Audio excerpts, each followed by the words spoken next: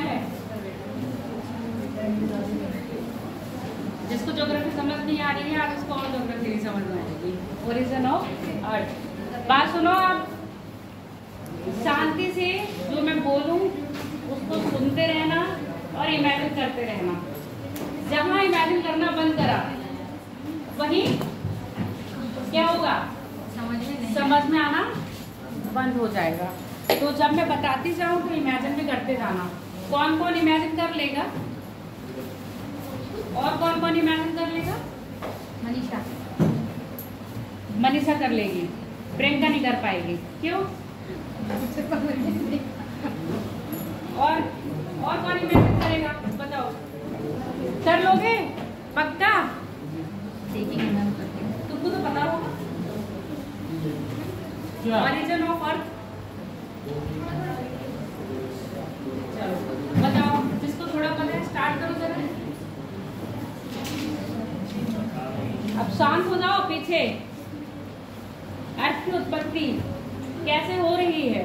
कल बताया वो दिखाएगी वीडियो और कैसे हो रही तो वो अर्थ की उत्पत्ति हो रही है।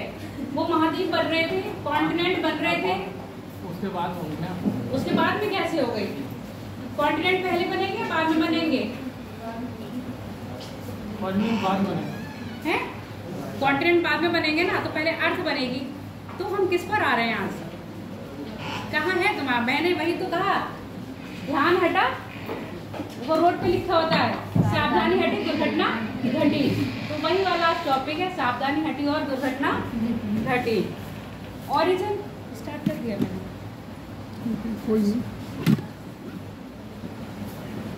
नॉर्मल है, किसी चीज की उत्पत्ति तो हो रही होगी। तो पृथ्वी की उत्पत्ति भी कैसे हुई होगी? पृथ्वी कहाँ पर है आपके? ब्रह्मांड में, है ना? तो ब्रह्मांड का एक हिस्सा है। तो ब्रह्मांड की उत्पत्ति हुई होगी तभी तो पृथ्वी की उत्पत्ति हुई थी। अब ब्रह्मांड की उत्पत्ति हम कैसे मानते हैं?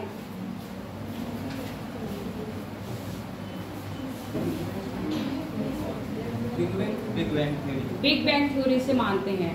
यानी कि बिग बैंग थ्योरी ही पहली थ्योरी थी, इससे पहले भी कोई थ्योरी आई थी? और बिग बैंग को ही हम इतना क्यों मानते हैं?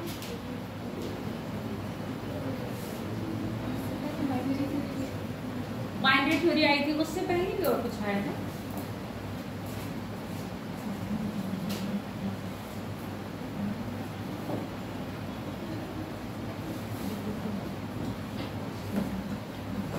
बिग बैंग थ्योरी तो सही है, पढ़ोगे।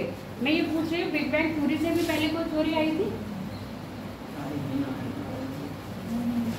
आई होगी ना। अब बात सुनो, जब आपको कुछ नहीं पता है किसी के बारे में, एक ऐसे सोचो आप क्या कर रहे हो, किसी इंसान के बारे में, व्यवहार के बारे में जानने की कोशिश कर रहे हो कि उस इंसान का व्यवहार कैसा है। आप उससे कभी मिले नहीं हो, बस आपने उसको क्या है, देख रखा है।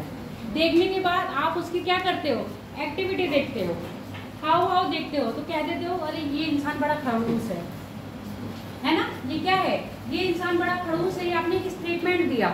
अब इस स्टेटमेंट को प्रूव करोगे, कैसे प्रूव करोगे? या ये इंसान बहुत इंटेलिजेंट है, ये भी आपने क्या दिया, एक स्टेटमेंट दिया। अब इस स्टेटमेंट को आप प्रूव करोगे, कैसे करोगे?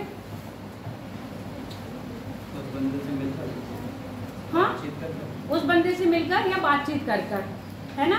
अब क्या पृथ्वी के बारे में या ब्रह्मांड के बारे में जो ये स्टेटमेंट दे रहे हो, उसको कैसे प्रूव कर रहे हो?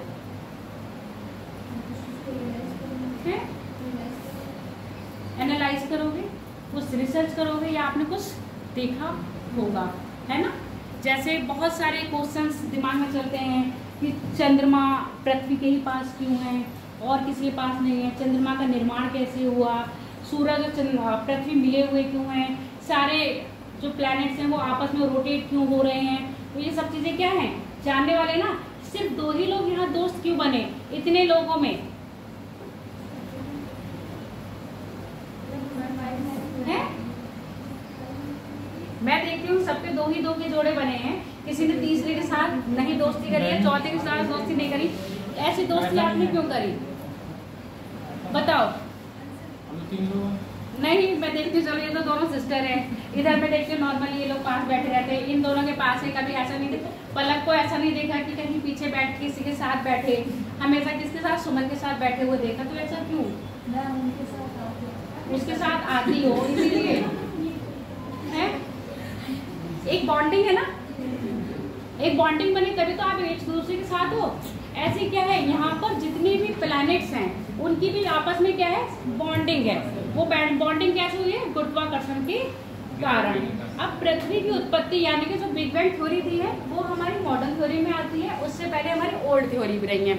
ओल्ड थ्योरी यानी कि स्टेटमेंट बेस्ड है, आपने किसी के बारे में एक स्टेटमेंट दे दिया कि नहीं ऐसा था कि ये बंदा बहुत खड़ूस है, अब आप मुझे प्रूफ करके दिखाओ कि रियली में ये बंदा खड़ूस है या आपका ये क्या है, स्टेटमेंट है। अब आप अगर उस बात को प्रूफ कर दोगे तो आपकी थ्योरी क्या हो गई, जो आपने उस बंदे के बारे में एक अपनी इमेज बनाई थी या सोचा था वो बिल्कुल करेक्ट निकला, तो मैं कहूंगी कि आपका स्टेटमेंट बिल्कुल ठीक रहा, आपकी जो हाइपोथेसिस थी वो क्लियर हो गई और आप इसके चलते हुए जो रिसर्च कर रहे थे ना वो बिल्कुल ठीक है। अगर उसी में आपने 2-3 पॉइंट ऐसे ले लिए जो गलत हुए तो क्या होगा, स्टेटमेंट गलत हो जाएगा। यानी कि जो आपने थीसिस यानी कि जो चीज आप प्रूफ करना चाह रहे थे अल्टीमेटली वो क्या हो गई, रॉन्ग प्रूफ हो गई ना। तो वही वाली चीज है, आपने कह दिया वो आदमी खड़ूस है, अब जब आप उसके पास गए उससे बातचीत करी तो वो आदमी खड़ूस ना निकल के बहुत पोलाइटली निकला, है ना, हेल्पफुल नेचर का निकला, फिर क्या करोगे, आपकी खत्म होगी ना वो चीज जो आपने उसके बारे में सोचा, आगे स्टेप बाय स्टेप बढ़ते रहे। तो ऐसे ही जो पहली थ्योरी दी थी गैसियस थ्योरी दी थी और गैसियस थ्योरी दी थी कांट ने। थ्योरियां बहुत है पर कुछ थ्योरी हम आपको पढ़ाएंगे।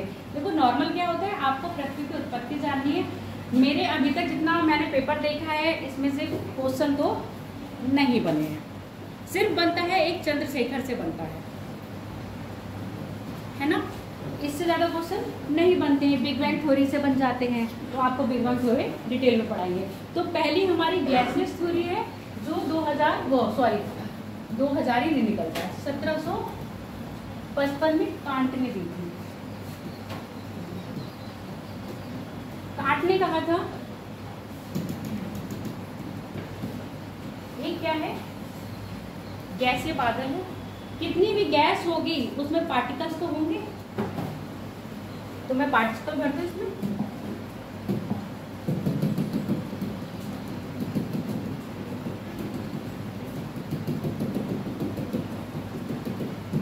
बस इससे ज्यादा अपना भर लेना, पूरा भरूंगी तो बहुत टाइम लगेगा।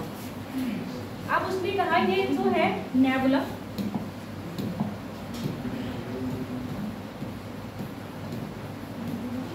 नेबुला को निहार क्या कहते हैं, ये जो नेबुला है ये कैसा है, कूल है। कूल का मतलब ठंडा है। उसके बाद मोशंस लेस है, इसमें क्या है, मोशंस नहीं है, यानी कि ये गति नहीं कर रहा है, कैसा है, स्थिर है ना, स्थिर है, कूल है। और जब कूल है तो कैसा होगा, सुखड़ा हुआ होगा ना, पार्टिकल्स कैसे होंगे, पास में होंगे। जब इनके पार्टिकल्स पास में होंगे तो ये आने की कोशिश करेंगे, कोलिजन होगा, टकराव होगा इनमें। जब इनमें टकराव होगा तो घर्षण होगा, घर्षण के कारण क्या होगा, टेम्परेचर इंक्रीमेंट होगा। आप ऐसे समझो, अभी आपके हाथ ठंडे हैं, हाथ को थोड़ा सा बजाओ तो थोड़ी झंझनाहट होती है, क्योंकि प्रेस क्या होता है, ब्लड सर्कुलेशन क्या हो जाता है, हाई हो जाता है। फिर उसको रब करोगे तो हाथ गर्म हो जाएंगे, यानी कि हीटअप हो जाते हैं। ठीक वही बात है, ये ठंडा है, स्टेबल है, कुछ भी नहीं है, बस इसमें जो पार्टिकल्स है वो क्या कर रहे हैं, कोलिजन कर रहे हैं, आके अपने आप में टकरा रहे हैं। जब ये टकराते हैं तो टकराने में क्या होगा, एनर्जी रिलीज होगी। जो एनर्जी रिलीज होगी वो इसके टेम्परेचर को क्या कर देगी, टेम्परेचर को बढ़ा देगी। जब इसने अपने टेम्परेचर को बढ़ाया तो इसका एक्सपेंशन होगा, बढ़ेगी कि नहीं बढ़ेगी, बताओ।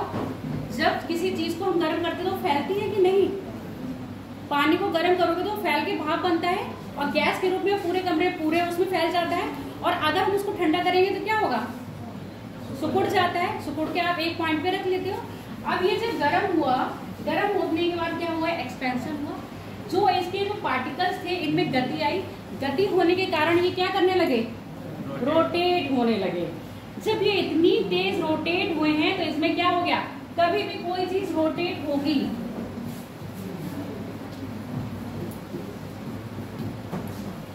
तो उसमें दो बल काम करेंगे, एक बल करेगा बाहर की ओर और एक बल करेगा अंदर की ओर। जो बाहर की ओर बल काम करेगा उसको कहते हैं सेंट्रीफ्यूगल फोर्स, और जो अंदर की ओर काम करेगा उसको कहेंगे सेंट्रीपेटल। ठीक है, सेंट्रीपेटल बल अंदर की काम करेगा और सेंट्रीफ्यूगल बल बाहर की ओर काम करेगा। अब इसको हम डोनेट करेंगे तो CFF से, ठीक है, CFF और CFP से। ये कह रहे हैं CFP कम होता है किससे, सेंट्रीफ्यूगल फोर्स से। जहां ये सेंट्रीफ्यूगल फोर्स अधिक होगा तो ये अपने जो कण है ना, ये इनको बाहर फेंकने की कोशिश करता है। अब जब ये सेंट्रीफ्यूगल फोर्स तेज हो गया और बाहर फेंका तो ये जो अणु थे ये कहाँ आ गए, इसमें 9 रिंग बन गई। ये 9 रिंग क्या हो गए, अलग हो गई। अब जब ये 9 रिंग यहाँ से अलग हुई, अब यहाँ पर हीट ज़्यादा है, जैसे जैसे दूर जाओगे टेम्परेचर कम होता जाएगा और जैसे जैसे पास आओगे टेम्परेचर बढ़ता जाएगा। इसको आप ऐसे समझो, अगर आप एक हीटर के पास बैठे हो तो जो हीटर के पास बैठे हैं उनको हीट ज़्यादा लगेगी, जो हीटर से दूर है उनको हीट कम लगेगी। तो जब ये इसको बाहर फेंकेगा तो इनको हीट कम लगेगी और हीट कम लगने के कारण ये क्या हो जाएंगे, क्या होंगे, अरे जब चीज गर्म हो रही है तो गैसेस फॉर्म में आ रही है और जब चीज ठंडी हो रही है तो किस में आएगी, सॉलिड फॉर्म में आएगी ना। तो हाँ, तो अब जब ये यहाँ से दूर जाने लगे तो ये सॉलिड फॉर्म में आ रहे हैं, सॉलिड फॉर्म में आके ये क्या बन गए, हमारे वही 9 प्लैनेट्स बन गए। आई बात समझ में, सेंट्रीफ्यूगल फोर्स ने काम करा और सेंट्रीफ्यूगल फोर्स इतना था कि ये जो अणु थे यानी कि जो कण थे वो कहाँ, सब बाहर की ओर फेंक दिए। और इन्होंने सिर्फ यही बोला कि 9 रिंग्स हैं, यानी कि वो ऐसी 9 रिंग्स थी जो बाहर जाके, और ये जो सेंटर में जहाँ एनर्जी ज्यादा रह गई, यही एनर्जी वाला हमारा क्या बन गया, सन। आगे बात समझ में, ये एनर्जी वाला सन बन गया। बाकी जितने पार्टिकल्स जो इससे अलग हुए थे वो बन गए प्लैनेट्स, और कितने बन गए, 9। आई, इतनी बात समझ में आई कि नहीं। अब इन्होंने कहा स्थिर है, कूल है। अब आप मुझे ये बताओ, जब किसी चीज का यानी कि उसको कहते हैं रेडियंस बढ़ेगा तो उसकी वेलोसिटी बढ़ेगी या कम होगी, है, जो साइंस वाले में वो बताओ। अगर किसी की त्रिज्या या व्यास बढ़ेगा तो उसकी वेलोसिटी बढ़ेगी या कम होगी, स्पीड, घूमने की स्पीड कम होगी ना। आगे बात समझ में। अब आग बढ़ा तो वेलोसिटी यानी कि स्पीड कैसे होगी, कम। अब ये कह रहे हैं जब ये फैल रहा है तो बहुत स्पीड में घूम रहा है, और जब हम यहाँ देख रहे हैं तो क्या बन रहा है, जब व्यास रेडियंस बढ़ रही है तो वेलोसिटी ऑलरेडी कम हो रही है। तो इसके अपोजिट में बात करती इन्होंने, प्रूफ कर पाए क्या ये अपनी चीज, ठीक है। दूसरी बात ये कह रहे हैं स्थिर है। न्यूटन का लॉ आपको सबको पता है, जड़त्व का नियम क्या कहता है, कोई वस्तु जब तक ब्रह्मावस्था में है तब तक ब्रह्मावस्था में रहेगी जब तक उस पर बाह्य बल ना लगाया जाए। अब इन्होंने ये बताया नहीं इस पे ऐसा एक्सटर्नल फोर्स कौन सा लग रहा है, तो स्थिर अवस्था से किस में आ गई, मोशन में आ गई। चलो आपने ये कह दिया क्या है, जो पार्टिकल्स हैं वो आपस में टकरा रहे हैं, जब आपस में टकराव होगा तो रोटेट कैसे हुए। आगे बात समझ में। तो इन्होंने जितने पॉइंट पर क्या दिया था, अपनी कैसे सूर्य दी थी कांट ने, उसको प्रूफ नहीं कर पाए। इसी को क्या है मॉडिफाई करके कौन आए, आपकी लाप्लास है।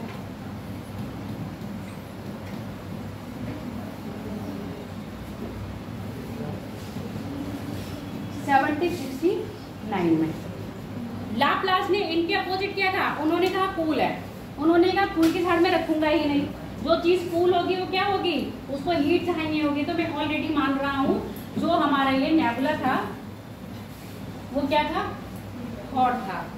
अब दूसरी पॉइंट क्या था, स्थिर कहा उन्होंने, स्थिर है, इन्होंने कहा स्थिर भी नहीं मानूंगा क्योंकि स्थिर पे क्या हो गया है, कॉन्फ्लिक्ट हो गया है ना, जो अपनी बात को प्रूफ नहीं कर पाए। अगर वो मोशन में आया तो किस कारण आया, ऐसा तो कोई एक्सटर्नल फोर्स रहा होगा। जबकि आपका न्यूटन का गति का नियम यही तो कहता है, गतिमान अवस्था में कोई चीज है तब तक गतिमान अवस्था में रहेगी जब तक उसमें बाह्य बल ना लगाया जाए। यानी कि अगर किसी को हम धक्का दे रहे हैं तब उसको रोकेंगे नहीं तो रुकेगी नहीं। ऐसे समझो गाड़ियां चल, बच्चों की गाड़ी होती है, ऐसे प्रेस करते हो फिर वो आगे बढ़ती हैं। अब उसको रोकने के लिए आप हाथ लगा दिए तभी तो वो रुकी, अगर नहीं लगाते तो वो जब तक चलती तब तक उसमें चाबी थी। और स्थिर अवस्था में मान लो उसको धक्का दोगे तभी वो गतिमान अवस्था में, और गतिमान अवस्था से रोकने के लिए भी तो आपको एक्सटर्नल फोर्स लगा। तो वही एक्सटर्नल फोर्स की बात इन्होंने कही नहीं। इन्होंने कहा ये जो नेबुला है क्या है, पहले से हॉट है, स्थिर नहीं है, कैसा है, इसमें मोशंस हैं, ठीक है, गतिशील है। अब इन्होंने भी वही सेंट्रीफ्यूगल वाला जो फोर्स माना है, इन्होंने भी वही माना। इन्होंने बस ये कहा जैसे जैसे इसका साइज क्या होगा, कम होगा, स्पीड बढ़ेगी। इसके विपरीत वो क्या कह रहे थे, साइज बढ़ रहा था और स्पीड भी बढ़ा रहे थे, जबकि ऐसा रिलेशन नहीं है।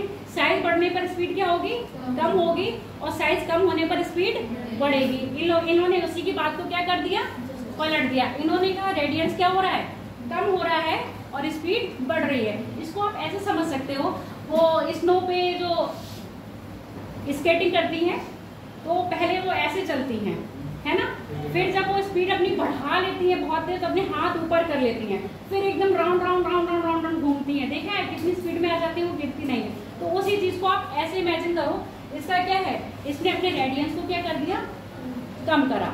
कम करने के बाद इसकी मोशन क्या हो गई, गति इसकी बढ़ गई। जब इसने मोशन करना शुरू करा यानी कि इसकी स्पीड बढ़ी, इसकी स्पीड के साथ ही क्या बढ़ा, सेंट्रीफ्यूगल फोर्स बढ़ गया। अब जब ये सेंट्रीफ्यूगल फोर्स बढ़ा तो इसी के साथ क्या है, यही पार्टिकल्स आपस में क्या निकले, वही चीज है, बाहर निकले। बाहर निकल के क्या बन गए, हमारे 9 प्लैनेट्स बन गए। और जो बीच में एनर्जी का पार्ट था वो क्या बन गया, हमारा सन। सेम है, बस उन्होंने क्या करा, इनकी थ्योरी में जो निगेटिव पॉइंट था उसको हटा दिया। उन्होंने कहा मैं ना ही स्थिर मान रहा हूँ ना ही उसको कूल मान रहा हूँ, मैं मान रहा हूँ कि वो हॉट भी है और मोशन भी है। बाकी उन्होंने वैसे ही दे दिया। अब बस उन्होंने क्या कहा, उन्होंने कहा जहाँ रेडियस क्या हो रहा है, बढ़ रहा है, वहाँ पर वेलोसिटी कम हो रही है, और जहाँ रेडियंस क्या हो रहा है, कम हो रहा है, वहाँ पर वेलोसिटी बढ़ रही है। वेलोसिटी का मतलब गति बढ़ रही है। और जब वेलोसिटी बढ़ेगी तो सेंट्रीफ्यूगल फोर्स भी बढ़ रहा है। ये 2 थ्योरी हो गई। एक थ्योरी और दी थी, वो है आपकी टाइडल थ्योरी। टाइडल थ्योरी में उन्होंने क्या कहा, एक प्रोटोसन है, प्रोटोसन ऐसा सन जो मतलब क्या है, सन बनने वाला है। अभी सब लिखवा देंगे, अभी समझ लो क्या है, एक प्रोटोसन है। इस प्रोटोसन के पास इंट्रूटिव स्टार आया। इंट्रूटिव स्टार मतलब घुमक्कड़ सितारा। जब ये घुमक्कड़ सितारा इसके पास आ रहा है, मतलब घूम रहा है, घूमते घूमते इसके पास से गुजर गया। अब जब ये घूमते घूमते इसके पास से गुजर रहा है, अट्रैक्शन तो होगा, अट्रैक्शन यानी गुरुत्वाकर्षण तो लगेगा। गुरुत्वाकर्षण पुल जो लगा उसमें क्या होगा, यहाँ के पार्टिकल्स कहाँ पर आ जाएंगे, निकल के बाहर की तरफ आएंगे। इसका गुरुत्वाकर्षण खींचेगा ना इनको, जब इनका गुरुत्वाकर्षण इसको खींचेगा तो इसके पार्टिकल्स बाहर निकल के आएंगे। जहाँ गुरुत्वाकर्षण ज्यादा लगेगा वहां पर पार्टिकल्स ज्यादा आएंगे, और जब वो ज्यादा पार्टिकल्स पास में आएंगे तो वो पिंड कैसा बनेगा, बड़ा। और जहाँ पर गुरुत्वाकर्षण कम लगेगा वहां पर पिंड कैसा बनेगा, छोटा। तो आप देखते हो आपके सोलर सिस्टम में सारे पिंड जो प्लैनेट्स हैं उनके साइज डिफरेंट है कि नहीं है, छोटे बड़े हैं। इन्होंने ये बात तो कह दी, चलो इनकी ये बात कहते हैं कि यहाँ पास था, ये वाला दूर है, ये पास है, ये वाला दूर है, ये पास है और ये वाला दूर है। तो यानी कि ये पास है तो इसका साइज बड़ा होगा, बाकी इनके साइज छोटे होंगे। इन्होंने ये बात तो कही, और मोशन भी कर रहा है। ये प्रोसन है, जो प्रोटोसन है वो क्या बनेगा, थोड़े टाइम बाद सन बन जाएगा, और ये जो प्लैनेट्स का वो निर्माण हुआ है ये हमारे क्या बन जाएंगे, आपके वही 9 प्लैनेट्स बन जाएंगे जो आज आप क्या देखते हो सोलर सिस्टम में, जिसमें आपकी लॉक कर रखा है।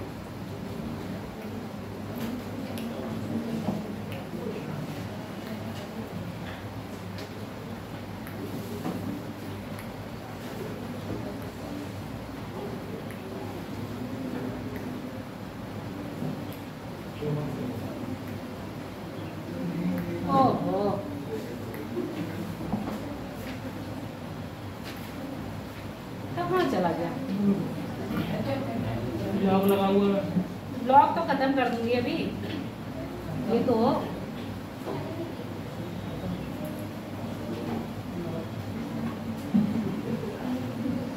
ठीक है, ठीक।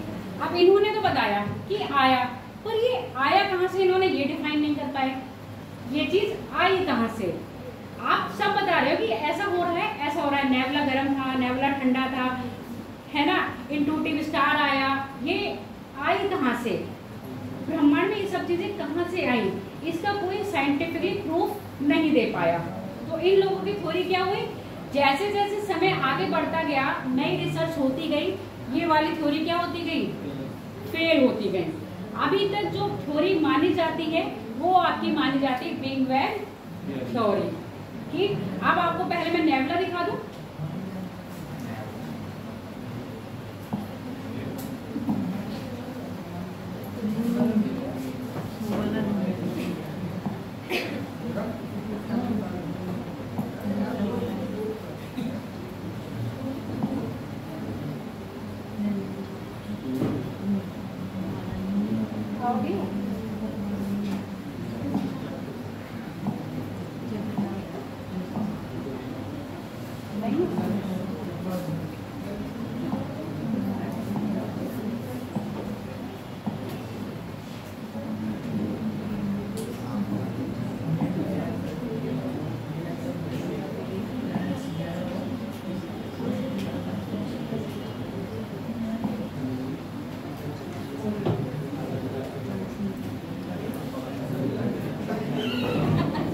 मचा रहे हो? नेबुला गायब हो गया है यहाँ से। अब पकड़ने से निकला।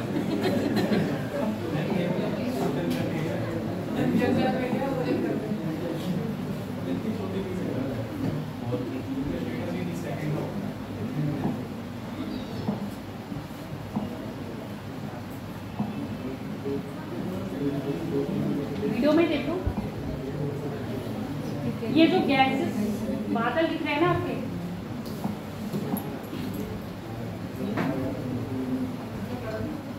ये क्या कहलाते? नेबुला। नेबुला कुछ नहीं है, गैसों का क्या है?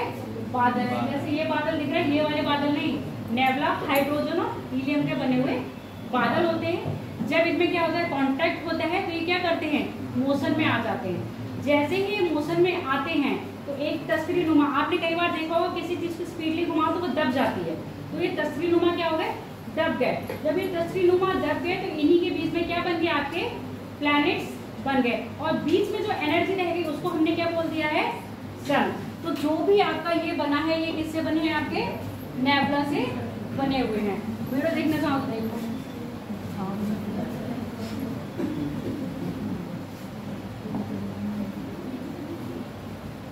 कहाँ देख ले होगी?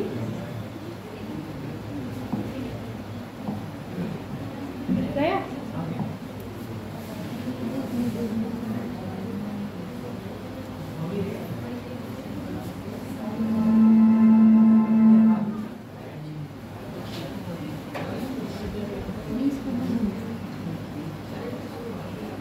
देखो, ये हमारा सोलर सिस्टम है, ये हमारा सूर्य है। सूर्य के चारों तरफ ऐसे ही क्या करते हैं? आपके प्लैनेट गति करते हैं, और सूर्य भी गति कर रहे हैं किसकी? आपकी गैलेक्सी की। गति ब्रह्मांड में सब कुछ कर रहा है, कुछ स्थिर है ही नहीं। गति क्यों करता है? पूरा ब्रह्मांड गति कर रहा है।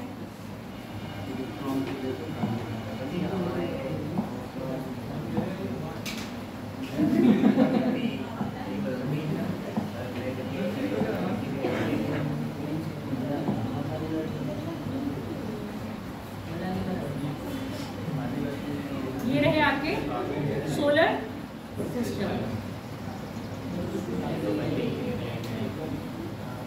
अर्थ कहाँ पर है?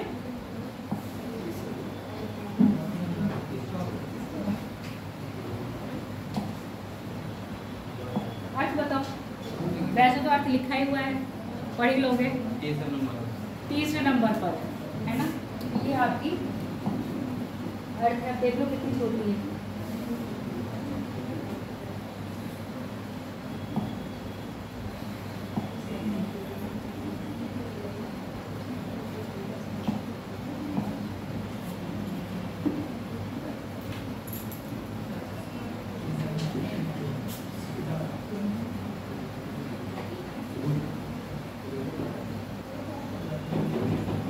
अब जो पहले बताया है पहले वो लिखोगे या बिग बैंग समझोगे?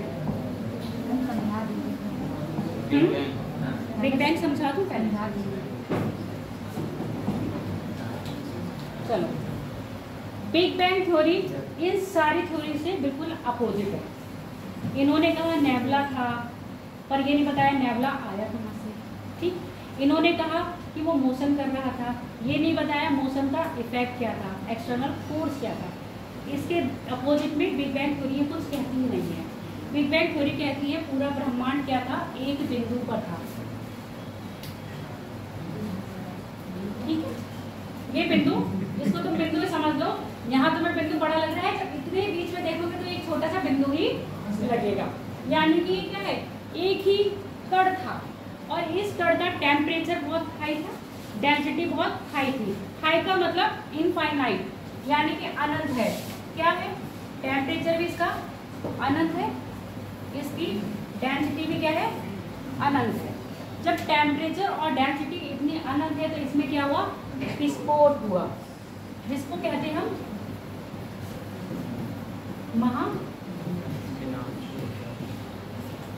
विस्फोट। और ये महाविस्फोट कब हुआ, आज से 13.7 अरब वर्ष पहले।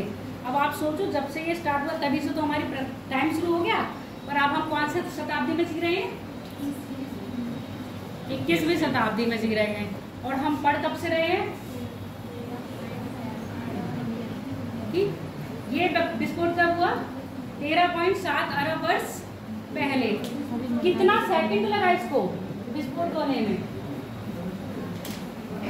मात्र 43 सेकंड, 0.43 सेकंड में ही क्या हो गया, इसका विस्फोट हुआ।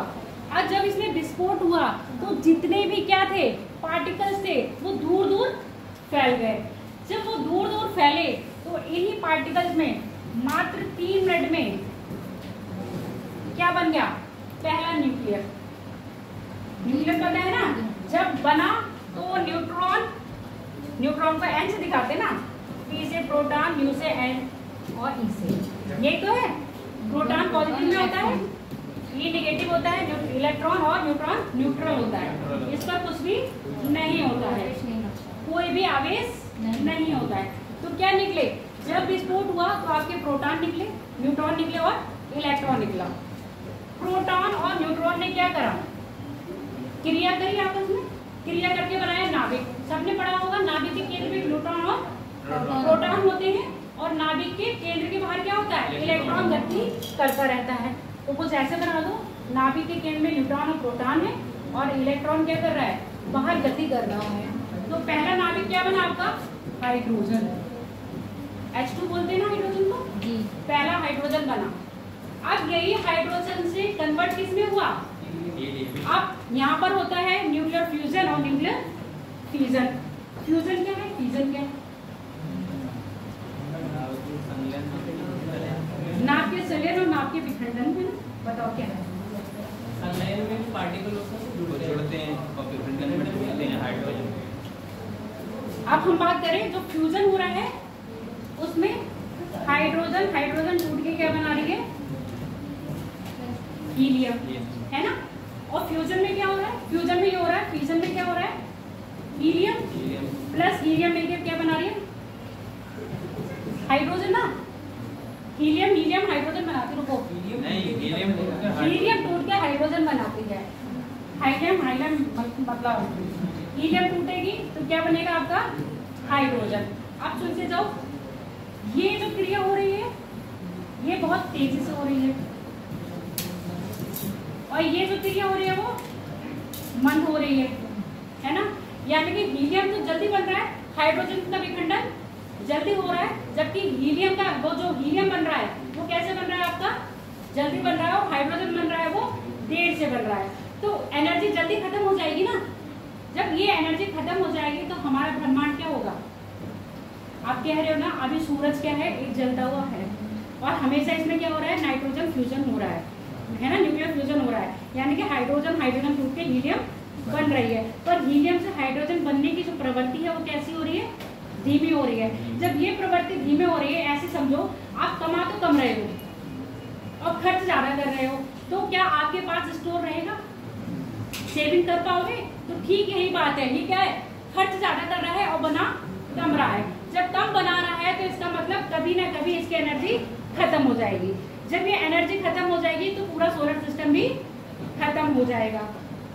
अब जब ये विखंडन हुआ 3 मिनट में पहला पार्टिकल बना आपका हाइड्रोजन, हाइड्रोजन से बना हीलियम, हाइड्रोजन और हीलियम ने आपस में क्या करी, क्रिया करी।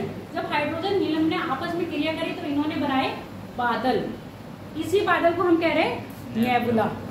और यही नेबुला क्या होगा, यही नेबुला जब क्रिया करता है तो बहुत सारे क्या बनाएगा, गैलेक्सी बनाएगा, बहुत सारे तारे बनाएगा, और तारे बनाएगा और बहुत सारे क्या बनाएगा, प्लैनेट्स बनाएगा। अब इसने बता दिया ना कि नेबुला कहाँ से आया। इससे पहले वाली थ्योरी में आपको ये नहीं पता चल रहा था कि नेबुला कहाँ से आया। और मोशन उसको कब मिल गया, मोशन इनको यहीं से मिल गया जब इनका विखंडन इतनी तेजी से हुआ। ये सब जो दूर दूर गए हैं तो ये क्या कर रहे हैं, गति करने लगे। और जब ये आपस में गति करने लगे हैं तो बादल बनाए, बादल से फिर आपके क्या बने, निहारिकाएं बनी, निहारिकाओं से क्या बना आपकी गैलेक्सी, मंदाकिनी, मंदाकिनी बनी, मंदाकिनी कह रहे क्या कहते हैं, आकाश गंगाएं, आकाश गंगाओं में बहुत सारे क्या बने, तारे बने। अब जब ये आपके आकाश गंगा बन गई, अब ये नहीं है इसका विखंडन एक बार हो गया उसके बाद खत्म हो गया, इसका विखंडन टाइम टाइम पर होता रहा जिससे बहुत सारे तारे बन गए। और जो आपके एडनल हब थे, एडनल हब, उन्होंने कहा है कि फैलाव हो रहा है। फैलाव किसका हो रहा है, आपका ब्रह्मांड फैलता जा रहा है। इसको आप ऐसे समझो जैसे आपके जो एनसीईआरटी में दे रखा है समझाने के लिए, वो ऐसे दे रखा है, बलून पर डॉट बना दीजिए और फिर उसको फुलाइए। जब आप बलून को डॉट बनाइए या ना बनाइए, आपने नॉर्मली देखे होंगे जो बलून आते हैं बाजार में प्रिंट वाले, डॉट डॉट जिनमें लगी होती है, जब वो फूले नहीं होते हैं तो वो पास में दिखते हैं, जब उसको फुला देते हैं तो वो क्या हो जाते हैं, दूर हो जाते हैं। सेम चीज ये है, जब इनका विखंडन हुआ, गैलेक्सी बनी, तो ये गैलेक्सी क्या थी, पास पास थी। जैसे ही इनका एक्सपेंशन हो रहा है तो ये गैलेक्सी क्या होती जा रही है, दूर दूर होती जा रही है। ऐसी एक गैलेक्सी नहीं है, 200 से अधिक गैलेक्सियां आपके ब्रह्मांड में उपस्थित हैं। अब बताओ बिग बैंग थ्योरी समझ में आई है कि नहीं। पहला विस्फोट हुआ कब हुआ, आपके 13.7 अरब वर्ष पहले। विस्फोट होने में कितना सेकंड लगा, बस 43 सेकंड लगे। 3 मिनट में ही क्या हो गया, पहला नाभिक बन गया, यानी कि पहला न्यूक्लियस बन गया। पहला न्यूक्लियस बना, उसके बाद क्या हुआ, धीरे धीरे ये पिंड बनने लगी। जब आपका सौर मंडल बन रहा है, इतना बन गया। अब आपके जो सौर मंडल बना है उसको 5.5 अरब वर्ष में, जिस सौर मंडल में हम रह रहे हैं, कौन सा सौर मंडल, जो हमारा सौर मंडल है, उसको बने हुए ऐसे मत समझ लेना, ये 5.5 अरब वर्ष पहले आपका क्या हुआ, सौर मंडल का निर्माण। अब सौर मंडल का निर्माण, जो इससे पहले थ्योरी आप पढ़ रहे थे, ओरिजिन ऑफ अर्थ, वो पढ़ रहे थे। इसमें जो नेबुला बना, नेबुला का क्या हुआ, मोटिवेशन हुआ है ना, मोशन हुआ, मोशन के बाद उसमें क्या बन गए, आपके प्लैनेट्स बने। तो ये प्लैनेट्स किससे बने, आपके वही नेबुला से। और नेबुला में क्या है, आपके गैलेक्सी हैं, गैलेक्सी में बहुत सारे नेबुला हैं, वही नेबुला क्या होते रहते हैं, मोशन करते रहते हैं, और बहुत सारे उपग्रह और उपग्रह बनते रहते हैं। अब ये है, जब आपका क्या बन गया, सौर मंडल बन गया। सौर मंडल के बनने के पास, अब मैंने जो बताया था कि इंट्रूटिव स्टार आया था, इंट्रूटिव स्टार आके वहाँ टकराया, सूर्य की ग्रेविटी से उसने क्या लिया, पार्टिकल्स लिए, और वो पार्टिकल्स क्या बन गए, आपस में इंक्लूड होते गए और क्या बना दिया, प्लैनेट बना दिया। क्योंकि वो सूर्य के ग्रेविटेशनल फोर्स के लिमिट में थे, इसलिए वो क्या हो गए, उसी के पास रह गए, उसी के पास से ही रोटेट करने लगे। अब जो आपका सौर मंडल बना, कितने पे बना, दुपट्टा लग जाता है ये। अब सौर मंडल में जो आपकी पृथ्वी है, उसको बने हुए कितना टाइम हुआ है,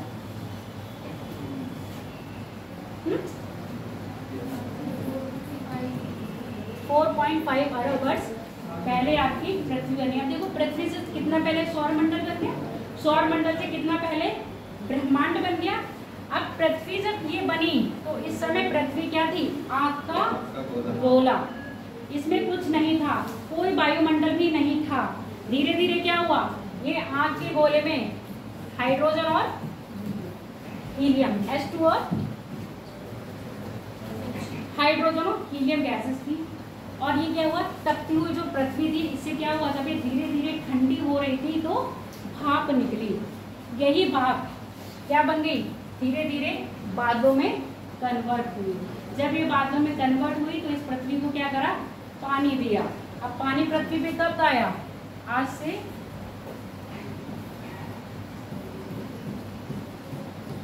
4 अरब वर्ष पहले पृथ्वी पे क्या आ गया, महासागरों ने निर्माण हुआ। अभी भी क्या स्थलखंड नहीं बने, क्या बने हैं, महासागर। जब ये महासागर बन गए, महासागर बनने के 3.5 अरब वर्ष ब्लू ग्रीन एल्गी यानी कि नीली हरित शैवाल का उत्पन्न हुआ।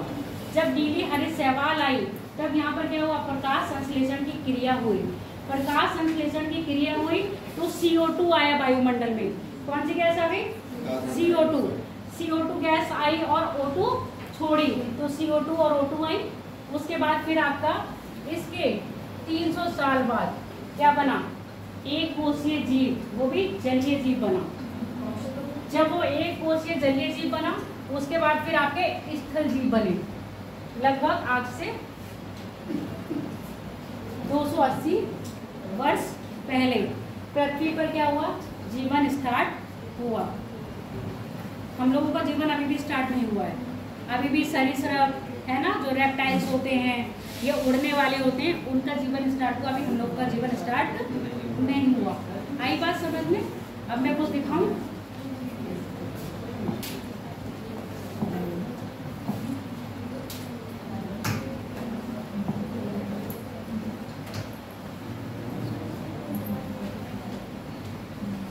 देखो कहीं अर्थ वाला कोड दिख रहा है,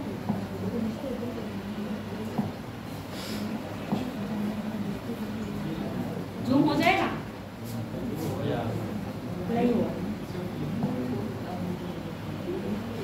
ऐसे देखने को समझो, अगर देख समझ पा रहे हो तो।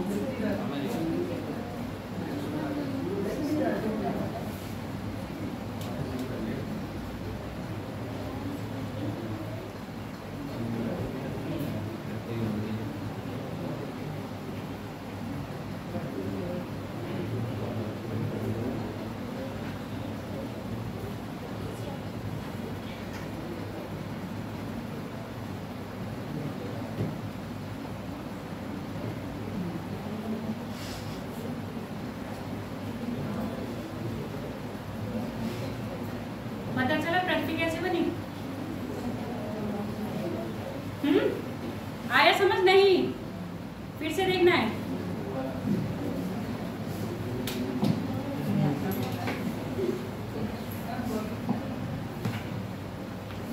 सारे पार्टिकल्स क्या हो रहे हैं, आपस में आके मिल रहे हैं। जब ये टकराए हैं तो क्या हुआ है, कोलिजन के कारण इनमें रोटेशन उत्पन्न हुआ। अब रोटेशन से आप देख रहे हो नीचे क्या दिख रहा है, बहुत ज्यादा पावर दिख रही है ना अग्नि की, जलता हुआ काला कोयला। तुम मेरी तरफ मत देखो, इसकी तरफ देखो।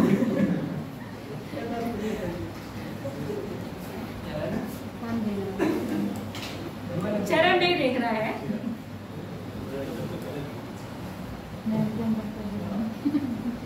क्या हो गया?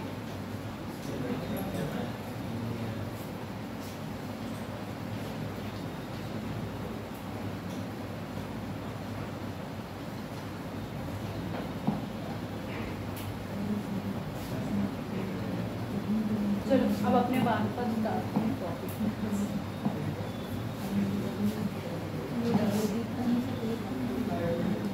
पृथ्वी जब बनी तो कैसी थी, आग का गोला। जब आग का गोला होगा यानी कि आप ये सोचो कोयला है, यानी कोयला जला लिया आप लोगों ने, तो कोयला ठंडा पहले ऊपर होगा या अंदर होगा? ऊपर। क्यों बताओ ना। अरे जब इंसान आंसर पर जाता है तो कुछ ना कुछ उसका लॉजिक तो रहता ही है ना। अब पहली बार तो तुमने ठीक बोला है, पहली बार मैंने कहाँ बोला मैम, इतनी बार तो बताओ। और क्या? हाँ मैम उस पर आगा रहेगी ये गीत मतलब वो जो भी होगा ना हाँ, उसकी वजह से। मतलब बाहर के वायुवरण के संपर्क में, वातावरण के संपर्क में आएगा तो जो उसकी हीट है वो पहले जाएगी, अंदर की हीट क्या रहेगी, सेफ रहेगी। तो बाहर से ठंडा पहले होगा और अंदर क्या आएगा, लाल। सेम ऐसे ही पृथ्वी के साथ होगा कि नहीं? पृथ्वी भी क्या है, आप उसको एक कोयले के समान समझो। पृथ्वी क्या है, एक जलता हुआ कोयला। जब वो ठंडी होगी तो पहले ऊपर से होगी, अभी वो ठंडी ही हो रही है, अभी पूर्णतया ठंडी नहीं हो रही है, ठंडी हो रही है। इसी बीच क्या हुआ, अब आपने पृथ्वी या वायुमंडल पढ़ा था, जब वायुमंडल ही नहीं है तो पृथ्वी को कोई सेव कर पाएगा? उल्का पिंड आके टकराएंगे इसमें। तो यहाँ पर भी क्या हुआ, एक उल्का पिंड आके टकराया, जिसको हम कहते हैं चांद की उत्पत्ति मानते हैं, है ना। जब चांद की उत्पत्ति हो रही है तो कोई उल्का पिंड आके पृथ्वी से टकराया और पृथ्वी का वो एक टूटा हुआ टुकड़ा कहाँ चला गया, पृथ्वी से दूर चला गया, पर पृथ्वी के ऑर्बिट में रहा। जब वो पृथ्वी के ऑर्बिट में रहा तो क्या होगा, उसका उपग्रह कहलाएगा।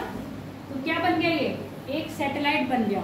ये जो थ्योरी है चंद्रमा के बनने की, यही है कि कोई बाहर का उल्का पिंड आया जब पृथ्वी पर वायुमंडल नहीं था, अभी पृथ्वी क्या हो रही थी, ठंडी ही हो रही थी, उसी के बीच आके टकराया।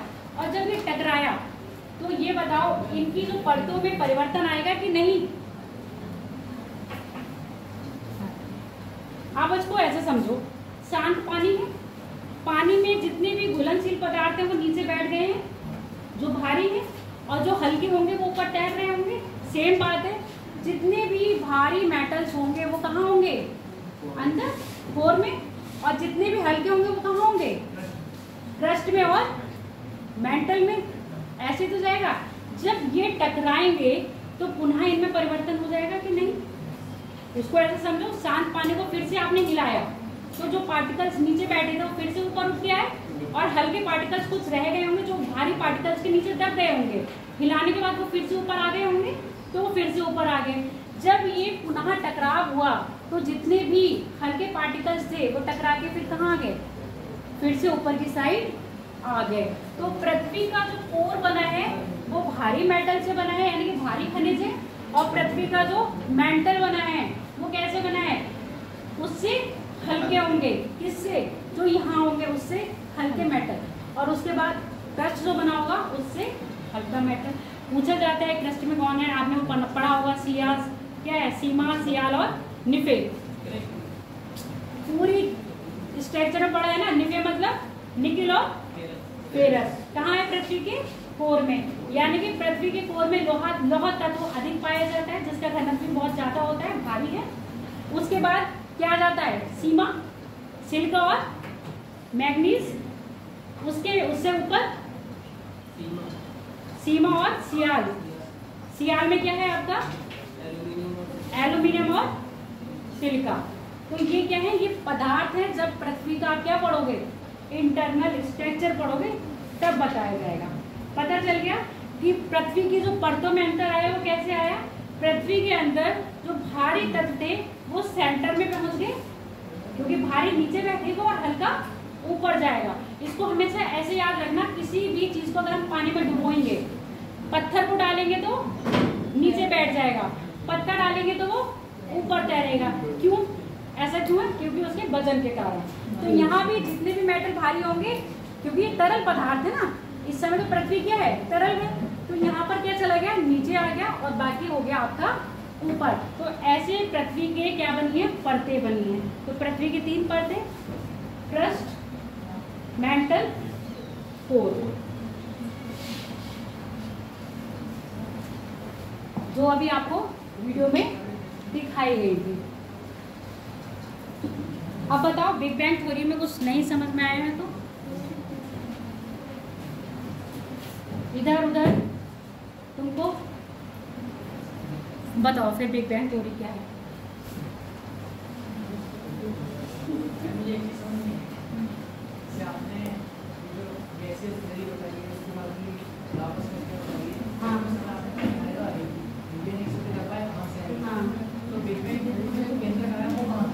बिग बैंग थ्योरी में वो केंद्रक आया, उन्होंने बस ये कहा है कि ये जो पहले जितने भी ये आपके बने हैं प्लैनेट्स या जितने भी गैलेक्सी बनी है केंद्र है, ये बात तुम ठीक कह रहे हो कि उन्होंने भी केंद्र नहीं बताया, और उन्होंने साइंटिफिकली इस चीज को प्रूव कर दिया कि ऐसा ही हुआ है कि महाविस्फोट हुआ ब्रह्मांड में, तभी ये आपके पिंड बने, तभी आपकी गैलेक्सीज बनी, तभी आपकी निहारिका बनी। हाँ, ये भी नहीं कर पाए कि ये आया कहाँ से, बस इन्होंने कहा एक है। जैसे हम मानते हैं ना कि भगवान एक है, उसी भगवान को हम अलग अलग रूप में पूछ लेते हैं। सेम ये है कि अगर किसी का क्या है, आपका जो ब्रह्मांड की उत्पत्ति हुई है वो एकाकी परमाणु से हुई, और वो एकाकी परमाणु में क्या हुआ, विखंडन हुआ। जब उस एकाकी परमाणु में विखंडन हुआ तभी आपके क्या बन गए, गैलेक्सियां बनी। और ये क्या हो रहा है, फैलाव होता जा रहा है, एक्सपेंशन होता जा रहा है। एक्सपेंशन इतना हो रहा है कि अब आप ये समझो, आप भी पास में हो, आप भी पास में हो, अगर ये मैं सीटें मिला दूं, ठीक है, आप इनसे दूर जाओगे, उनके पास आओगे कि नहीं आओगे कि नहीं, आप इनसे दूर जाओगे तो इनके पास आओगे कि नहीं। तो सेम कंडीशन ये है, जब फैलाव हो रहा है तो गैलेक्सी क्या हो रही हैं, आपस में दूर भी जा रही हैं और आपस में पास भी आ रही हैं। तो कभी आपस में एक बार पास आएंगे तो फिर से क्या होगी, वही कंडीशन होगी, फिर से ये एकाकी बन जाएंगी। तो इसको कह रहे हैं बिग क्रंच। आई बात समझ में, बिग बैंग और बिग क्रंच। नहीं समझ में आया, लिखवाऊंगी, पहले मैंने कहा समझा दो, फिर इसलिए नहीं लिखवाया। बिग क्रंच नहीं समझ में आया, ऐसे समझो। ये क्या है, एक बिंदु, ठीक है। जब इस बिंदु में विस्फोट हुआ तो ये क्या हो गया, एक्सपेंशन हुआ, इसका विस्तार हो रहा है, बहुत सारी गैलेक्सीज आ रही है, इसको हम कह रहे हैं बिग बैंग। जब विस्फोट हो रहा है बहुत सारी गैलेक्सी बन रही है। अब हब्बल ने कहा कि ये क्या हो रहा है, फैलाव हो रहा है। जब ये फैल रहा है, क्या आपका पूरा ब्रह्मांड फैल रहा है, तो जो ये गैलेक्सी है कहीं ना कहीं पास भी तो आ रही होंगी। जब ये पास आएंगी, आपस में टकराएंगी, तो फिर से एक दूसरे में मर्ज हो जाएंगी। जब ये आपस में एक दूसरे में मर्ज हो जाएंगी तो फिर वही चीज आ जाएगी ना,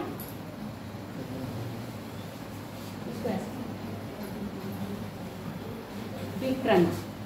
वो फैल रहा था, ये सिकुड़ रहा, जहां सिकुड़ रहा है वो क्या हो गया, बिग क्रंच। फिर से एकाकी परमाणु में ही समा जाएगा। इसमें स्टीफन हॉकिंस का नाम सबने सुना होगा। स्टीफन हॉकिंस की उन्होंने जो थ्योरी दी, उन्होंने ये क्या, हमारा ब्रह्मांड क्या करता है, फैलता है, फिर सिकुड़ता है, फिर फैलता है और फिर सिकुड़ता है। ये प्रक्रिया होती रह रही है। जो फैल रहा है वो क्या है, बिग बैंग है, और जो सिकुड़ रहा है वो बिग क्रंच। चलो आप लिखना शुरू कर दो, पहली थ्योरी डालो, गैसियस थ्योरी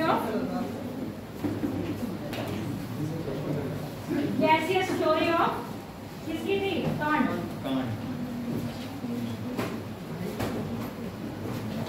इमैनुअल कांट के द्वारा सन 1755 में gaseous theory of can't, Immanuel Kant, पूरा नाम है इमैनुअल कांट, ठीक है। इमैनुअल कांट ने 1755 में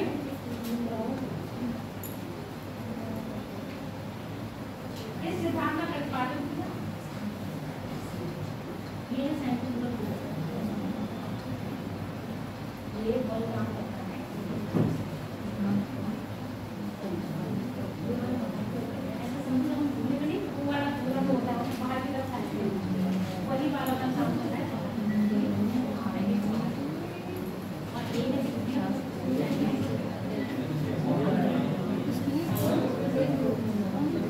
क्या बोर्ड पे समझा दे तो लिख लिया, सबको मैं समझ में पूछा, उसको नहीं समझ में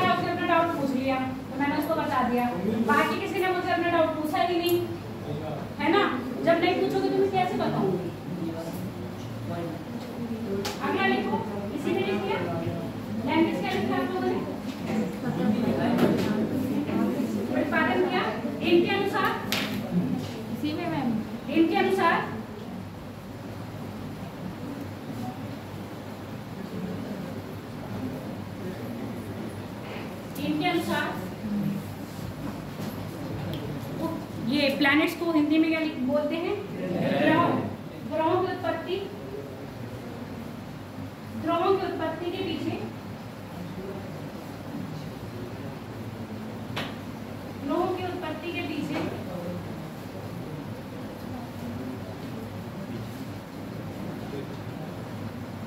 नेबुला, नेबुला को लिखोगे निहारिका, नेबुला निहारिका, ठीक है। नेबुला है, ये है नेबुला, ये है नेबुला,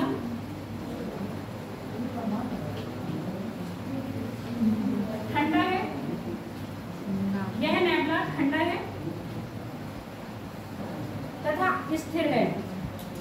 स्थिर यानी कि मोशन लेस है।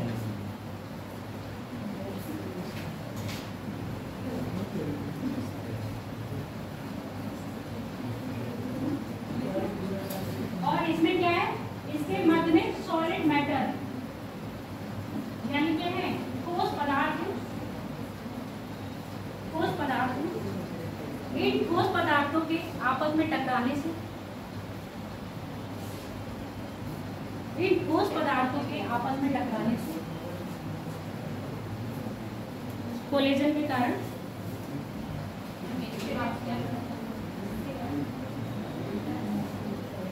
तुम बहुत पीछे रहे हो, जहां से बोलते वहां से देखो। इसके टकराने से इसके तापमान में वृद्धि हुई, इसके टकराने से इसके तापमान में वृद्धि हुई, इसके तापमान में वृद्धि हुई तथा कूल नेबुला हॉट नेबुला में परिवर्तन हो गया। कूल नेबुला हॉट नेबुला में परिवर्तन हो गया, जिससे ये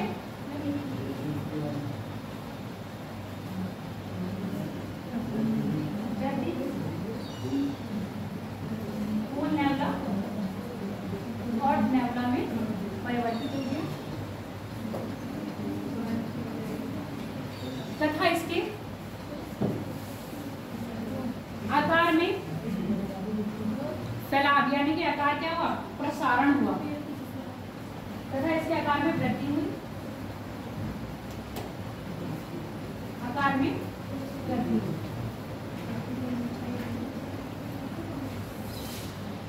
पहले से इसका लिख लो।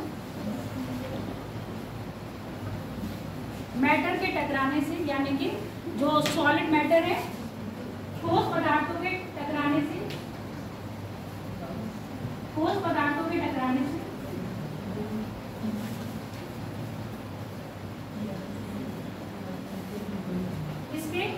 इसमें गति प्रारंभ हो गई, गति प्रारंभ हो गई, या ये बोल दो ये गतिशील अवस्था में आ गया। इसमें गति प्रारंभ हो गई तथा इसका रेडियस बढ़ने के साथ साथ, इसका रेडियस बढ़ने के साथ साथ, रेडियस इसका रेडियस बढ़ने के साथ साथ वेलोसिटी में, वेलोसिटी यानी कि स्पीड लिख लेना, इसका स्पीड में भी अधिक वृद्धि हुई, जिस कारण वेलोसिटी को वो लिखो, क्या बोला था? स्पीड बोल देना, वृद्धि हुई। अभी यहाँ इनकी यही तो बात गलत है ना, जो बोल रहे हैं। वेलोसिटी पे होता है, क्या हो गया? वेलोसिटी पे होता है। ये इनकी क्रिटिसाइज अभी लिखवाऊंगी तब बताऊंगी, अभी क्रिटिसिज्म भी लिखवाऊंगी ना इसका। लिखो पूरी वृद्धि हुई,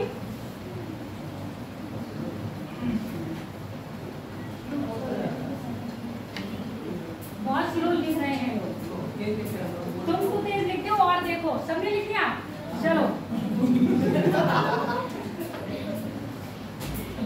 वृद्धि होने के साथ इस पर सेंट्रीफ्यूगल फोर्स, सेंट्रीफ्यूगल फोर्स तथा सेंट्रीपेटल फोर्स, सेंट्रीफ्यूगल फोर्स तथा सेंट्रीपेटल फोर्स, हाँ सेंट्रीफ्यूगल फोर्स तथा सेंट्रीपेटल फोर्स कार्य करने लगा। सेंट्रीफ्यूगल फोर्स बाहर की ओर, सेंट्रीफ्यूगल फोर्स बाहर की ओर,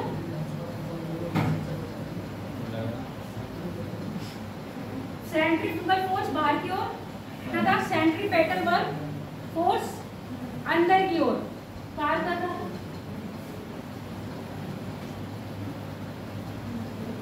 सेंट्रीफ्यूगल फोर्स के फॉर्म लिखो, फिर पूछोगे सीखिए तो सेंट्रीफ्यूगल फोर्स के अधिक होने के कारण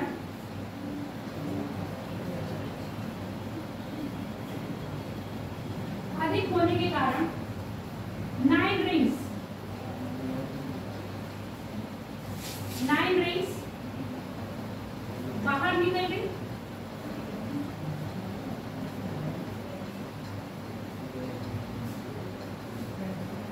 ठीक है, केंद्र से बाहर जाने पर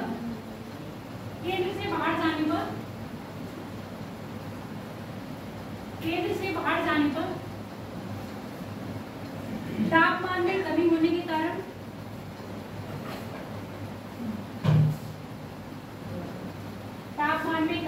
कारण अब ये रिंग्स किसमें कन्वर्ट हो जाएंगे, सॉलिड में।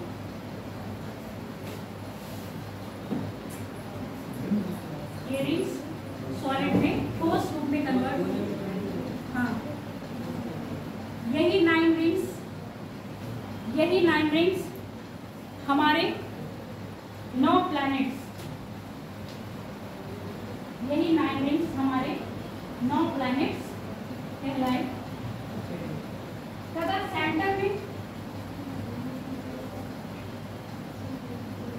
सेंटर में एनर्जी अधिक होने के कारण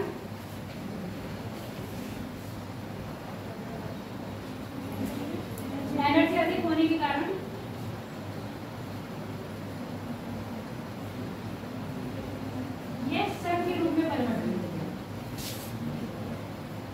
अब लिखो क्रिटिसाइज, हाँ क्रिटिसाइज कर रहे हैं हमको, हिंदी में क्या कहते हैं, आलोचनाएं। अवहेलना चीज होती है किसी को हटाना, आलोचना मतलब उसकी कमियां निकालना, हाँ निगेटिव चीजें निकालना। अवहेलना मतलब आपने मेरी बात की अवहेलना करके माना ही नहीं, अवहेलना यहाँ पर वो अवहेलना शब्द वैसा नहीं आएगा। आलोचना यानी कि आपकी ठीक है थोड़ी आपने दी पर आपने ये चीज नहीं बताई, इसमें ये चीज कैसे है। हाँ, आज्ञाकारी वही चीज है, आज्ञा का वो अपोजिट होता है। लिखो आलोचनाओं में, लिखो पहला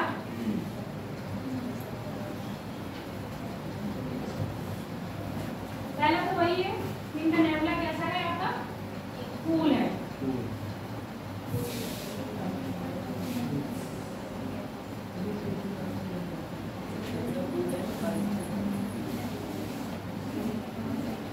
नेबुला क्या है इनका, फूल।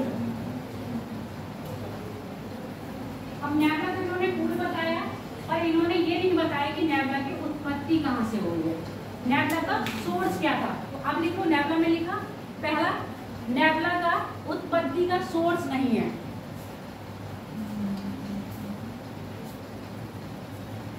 नेबुला की उत्पत्ति का सोर्स नहीं, सोर्स का मतलब हाँ कहां से आया। दूसरा बात गति, अस्थिर नेबुला में अस्थिरता का कारण नहीं बता पाए, जबकि न्यूटन के नियमानुसार, मैंने एक बार रिपीट कर दीजिए, कौन सा रिपीट कर, यही वाला पानी, ये स्थिर नेबुला में अस्थिरता के कारण की व्याख्या नहीं कर पाए। इसको तुम अपने शब्दों में कैसे लिखोगे, यानी कि स्थिर है उसमें गति नहीं है। और न्यूटन की गति के नियमानुसार क्या होता है, न्यूटन की गति के नियमानुसार कोई भी पदार्थ यदि स्थिर अवस्था में है तो वह तब तक स्थिर अवस्था में रहेगा जब तक उससे बाह्य बल न लगाया जाए। तो इन्होंने उस बाह्य बल की व्याख्या नहीं की है, यानी कि वो क्या है, एब्सेंट है।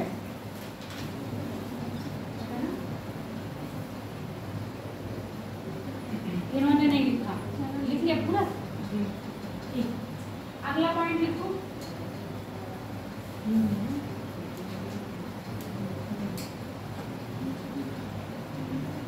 एंगुलर मोमेंटम हिंदी में क्या कहेंगे, देख लो भैया, है हाँ, एंगुलर मोशन के अपोजिट, एंगुलर मोशन के अपोजिट कहने का मतलब है, इन्होंने कहा रेडियस बढ़ने के साथ साथ वेलोसिटी बढ़ी, है ना, जबकि रेडियस बढ़ने पर वेलोसिटी क्या हो रही है, कम हो रही है। एंगुलर मोमेंटम के अपोजिट रेडियस की वृद्धि के साथ साथ वेलोसिटी में वृद्धि, रेडियस वृद्धि के साथ साथ वेलोसिटी में वृद्धि, जबकि एंगुलर मोमेंटम में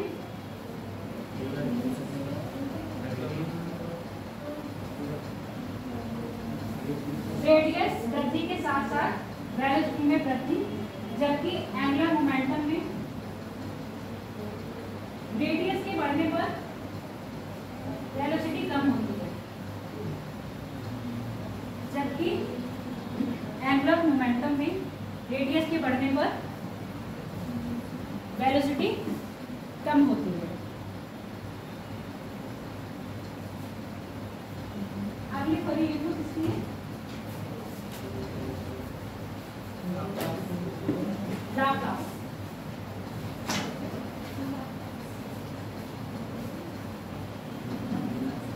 लाप्लास ने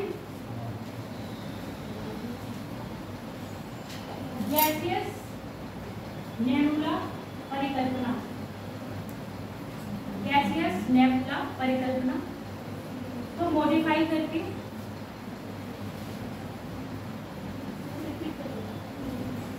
शुरू से यहीं से गैसियस नेबुला को मॉडिफाई करके नया सिद्धांत प्रतिपादित किया। उन्होंने यह सिद्धांत 1796 बोर्ड पे मैं शायद 69 लिख गई थी ना, 1796 6 में दिया। इनके अनुसार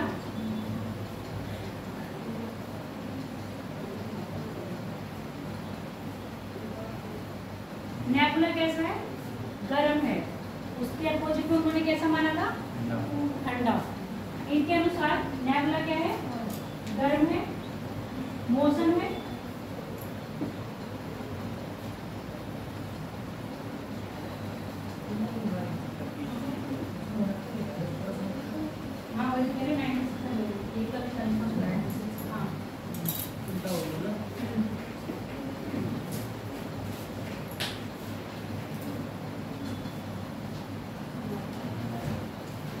उन्होंने क्या कहा था, कांट ने कहा था रेडियस बढ़ेगी तो स्पीड भी बढ़ेगी, क्योंकि वो एंगुलर मोमेंटम के क्या जा रहे थे, बिल्कुल अपोजिट जा रहे थे। इन्होंने एंगुलर मोमेंटम के सपोर्ट में बात करी। इन्होंने कहा जब क्या होगा, रेडियस बढ़ेगा तो वेलोसिटी कम होगी। अब जब रेडियस कम होगा तो वेलोसिटी क्या हो जाएगी, बढ़ जाएगी। अब जब ये टकरा रहे हैं, टकरा के जब ये पास में जाएंगे, इनकी स्पीड बढ़ेगी। बात वही करेंगे जो सेंट्रीफ्यूगल फोर्स इन्होंने कहा था, वही सेम सेंट्रीफ्यूगल फोर्स की बात भी यही करेंगे। इन्होंने उनकी बात का सिर्फ क्या कटाक्ष करा, एक तो गर्म था, ठंडा था तो उसको बोल दिया गर्म, जो स्थिर था उसको वो क्या कर दिया, गतिशील कर दिया, मोशन में कर दिया। जो उन्होंने कहा था रेडियस क्या हो जाएगी, बढ़ने पर वेलोसिटी बढ़ जाएगी, उसको उन्होंने काट किया, बोला रेडियस बढ़ने पर वेलोसिटी कम हो जाएगी। अब इसी बात को लिखो। तीसरा पॉइंट, लाप्लास या लाप्लास ने कहा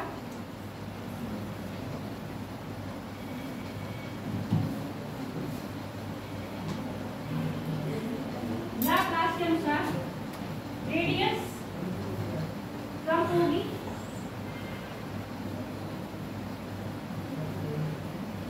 अब रेडियस कम क्यों हो रही है? क्योंकि हीट कम हो रही है। हीट कम हो रही है। अब मैंने जब आपको अभी उसका एग्जांपल दिया था ना, हीटर वाला एग्जांपल, ऐसे समझो ये हीटर है, इसके पास क्या होगा, हीट अधिक होगी तो रेडियस ज्यादा बढ़ेगी। जैसे जैसे हम दूर जाएंगे हीट क्या हो जाएगी, कम होती जाएगी, तो रेडियस क्या होती जाएगी, कम होती जाएगी।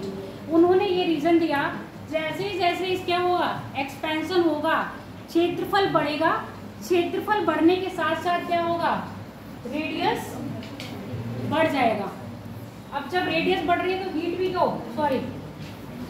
प्रसार बढ़ रहा है तो रेडियस कम होगा। रेडियस कम होने का कारण क्या है आपका, हीट का कम होना। बात समझ में आ गई? हीट कम होगी तो आपका क्या होगा, रेडियस ऑलरेडी कम हो जाएगा। जब ये रेडियस कम हो जाएगा तो वेलोसिटी क्या हो जाएगी, बढ़ जाएगी। जब ये वेलोसिटी बढ़ेगी तो जो इसकी स्पीड होगी घूमने की वो क्या हो जाएगी, बढ़ जाएगी। आई समझ में? कुछ नहीं, साइंस का कॉन्सेप्ट कुछ ज्यादा है इसमें। आई समझ में या नहीं? जैसे कमरे में हीटर जहां पर रखा है वहां पर प्रसार ज्यादा होगा, जैसे जैसे दूर जाओगे हीट क्या हो जाएगी, कम हो जाएगी। जब जैसे जैसे दूर जाओगे हीट कम हो जाएगी तो रेडियस भी क्या हो जाएगा, कम, यानी कि प्रसार कम होता जाएगा। जब वहाँ प्रसार कम होता जाएगा तो साइज भी क्या हो जाएगा, कम। अब जब यहाँ पर साइज सिकुड़ता रहेगा ना, धीरे धीरे साइज बढ़ेगा तो यहाँ पर जैसे जैसे दूर जाओगे, यही तो बताया आपके जो कौन से हॉकिंस ने यही तो कहा था, कम होगा बढ़ेगा, कम होगा बढ़ेगा, तो यही चीज तो कर रहा है। जब पास में है तो साइज बढ़ रहा है, जब दूर जाएंगे तो ठंडा होके फिर साइज क्या हो जाएगा, कम हो जाएगा। जब साइज कम होगा तो रेडियस भी क्या हो रही है, कम हो रही है। अब रेडियस कम होने पर क्या हो जाएगा, वेलोसिटी बढ़ जाएगी, और जब वेलोसिटी बढ़ जाएगी तो उतनी ही स्पीड में वो घूमेगा। आई समझ में कि नहीं? इन्होंने अपनी इस बात को क्या किया, एग्जाम्पल से समझाया ये कि जैसे जैसे हम दूर जाएंगे वैसे वैसे हीट भी तो कम होगी, जब हीट कम होगी तो रेडियंस अपने आप में कम होगा।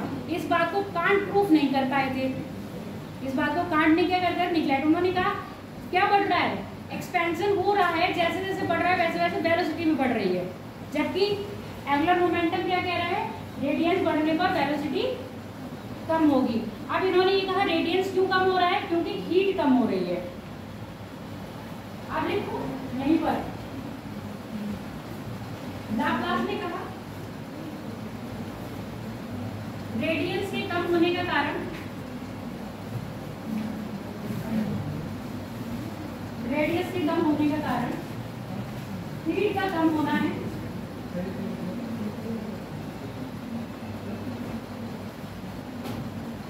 हीट का कम होना है। जैसे जैसे केंद्र से बाहर की ओर जाएंगे, जैसे जैसे केंद्र से बाहर की ओर जाएंगे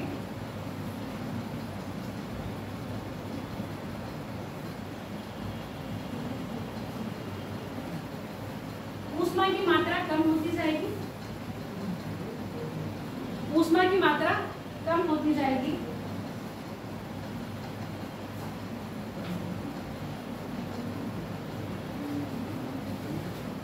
ऊष्मा की मात्रा कम होने से पार्टिकल्स पास में आएंगे।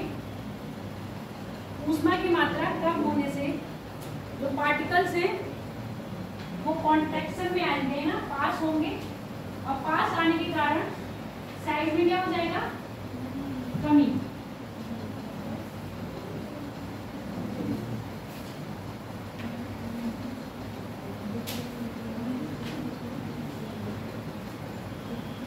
साइज में क्या होगी, कमी।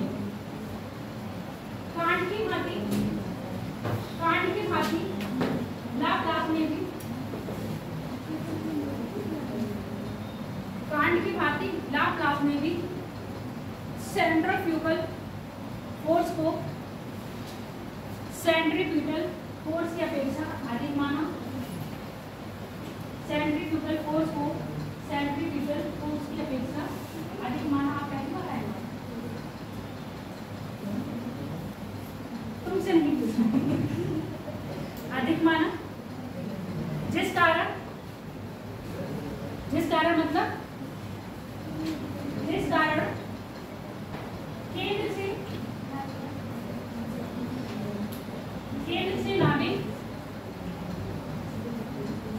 नाभिक कह लो, अणु कह लो, परमाणु कह लो, बाहर की ओर गए, बाहर की ओर गए, बाहर की ओर गए तथा वहां जाकर,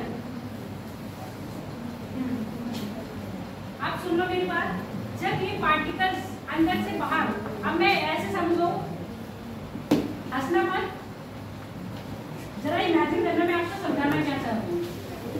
आप लोग इस कमरे में बैठे हो, अगर मैं यहाँ से आप लोग को हाथ फेंकना शुरू करूँ, इमेजिन करो बस, तो आप एक साइज के नहीं हो, एक क्वालिटी नहीं है, अलग अलग साइज है, अलग अलग क्वालिटी है। सेम बात यहाँ हुई, जब पार्टिकल्स बाहर निकले हैं सेंट्रीफ्यूगल फोर्स के कारण, तो वो एक साइज के नहीं थे, किसी का साइज बड़ा था, किसी का साइज छोटा था। जो अभी मैंने आपको दिखाया, कई बार देख साइज क्या है, आपस में आके मिले, फिर क्या करने लगे, मूव करने लगे, ऐसे क्या बनी अर्थ। तो जब ये वेरियस साइज के हैं, तो वेरियस साइज के होने के कारण इनका गुरुत्वाकर्षण अलग अलग होगा।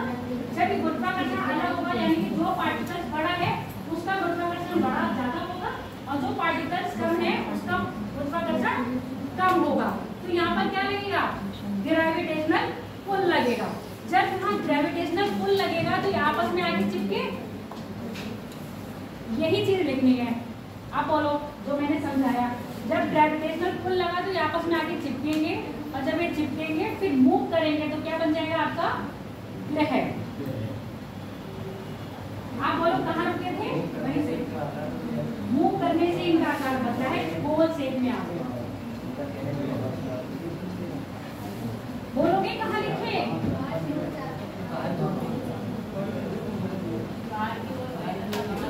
बाहर की ओर, पूरी लाइन बोलो,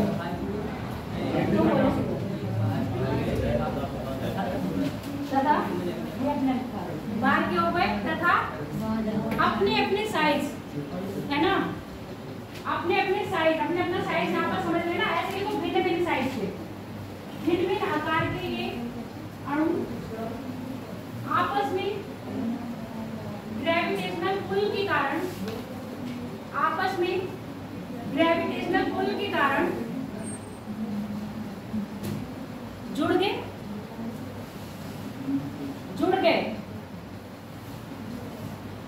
तथा रोटेट करके, है ना, कितने टाइम आपस में जुड़ के प्लैनेट के रूप में आ गए। ठीक है, इन्होंने भी क्या कहा है, 9 प्लैनेट कहते हैं। अब 9 ही प्लैनेट क्यों बने ये किसी ने डिफाइन नहीं कर पाया। उनकी भी थ्योरी में यही क्रिटिसिज्म था, इनकी भी थ्योरी में यही है कि आपने भी 9 ही क्यों लिए, 9 ही क्यों अलग हुए, ज्यादा या कम क्यों नहीं हुए। ठीक है, तो ये 9 को डिफाइन नहीं कर पाएंगे। तो इनकी जो कमी थी बस यही थी, इन्होंने भी इमैनुअल क्या नाम था, कांट के, इमैनुअल कांट की भांति 9 रिंग्स की परिभाषित किया, जबकि ये पूर्णतः 9 रिंग्स को परिभाषित नहीं करता है। और सुनने वाली बात है कि 9 ही ग्रह क्यों है आगे भी, अरे 8 है तब भी निकाल दिया है, वैसे तो घूम तो 9 ही रहे हैं। अगला देखो बिग बैंग थ्योरी, टाइटल में लिख पा रही हूँ, कितना हो गया अभी तो 15 मिनट हैं, बिग बैंग थ्योरी हो जाएगा। तुम वो वाली घड़ी मत देखो, ये वाली घड़ी देखा लो। बिग बैंग थ्योरी क्या लिखा मैम, बिग बैंग सिद्धांत, big bang theory.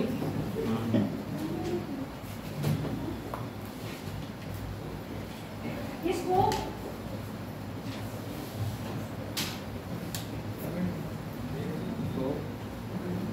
Expansion universe theory भी कहते हैं।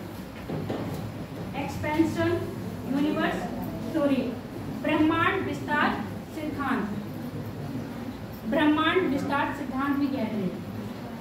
एक्सपेंशन यूनिवर्स थ्योरी, इस थ्योरी का प्रतिपादन, इस सिद्धांत का प्रतिपादन 1927 में बेल्जियम के खगोल शास्त्री जॉर्ज लेमात्रे ने किया था।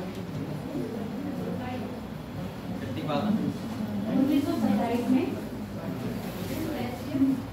बेल्जियम के खगोल शास्त्री जॉर्ज लेमात्रे ने 1927 में किया था। तथा मैम जॉर्ज कहाँ जॉर्ज लेमात्रे, हाँ कोई नहीं पता।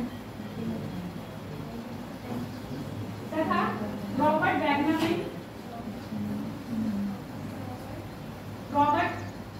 ने 1967 में इस सिद्धांत की व्याख्या की थी। 1967 में इस सिद्धांत की व्याख्या की थी।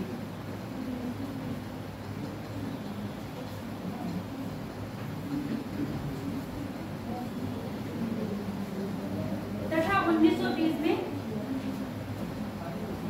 एडविन हब्बल, हाँ, तथा 1920 में एडविन हब्बल आपकी एनसीईआरटी की 11वीं एनसीईआरटी में पृथ्वी की उत्पत्ति से लिखा हुआ है। उसमें बस इन जो थ्योरीज बताए ना उनके नाम लिखे हुए हैं और बस बिग बैंग थ्योरी डिटेल है। हब्बल ने 1920 में ब्रह्मांड के फैलने का प्रमाण प्रस्तुत किया। ब्रह्मांड के फैलने का प्रमाण प्रस्तुत किया।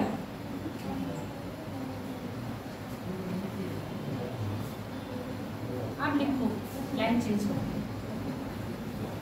इस थ्योरी के अनुसार या इस सिद्धांत के अनुसार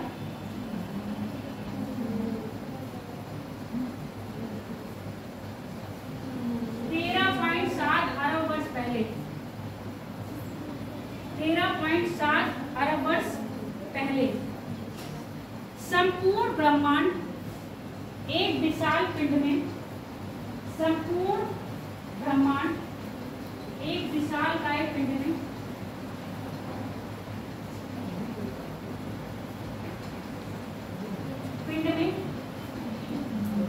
अवस्थित था, जिसका तापमान अनंत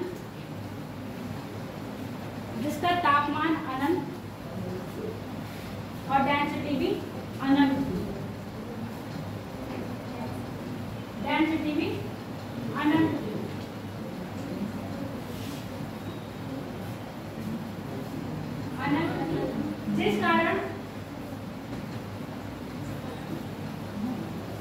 जिस कारण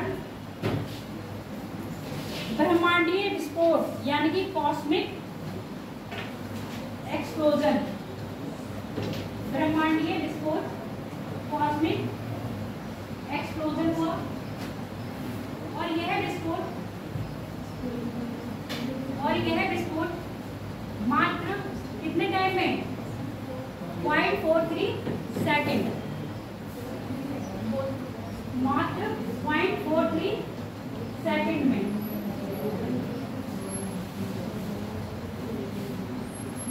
मात्र 40 सेकेंड में हो गया। 3 मिनट के अंदर में ऐसे लिख लो, 3 मिनट के अंदर में ब्रह्मांड में पहला नाविक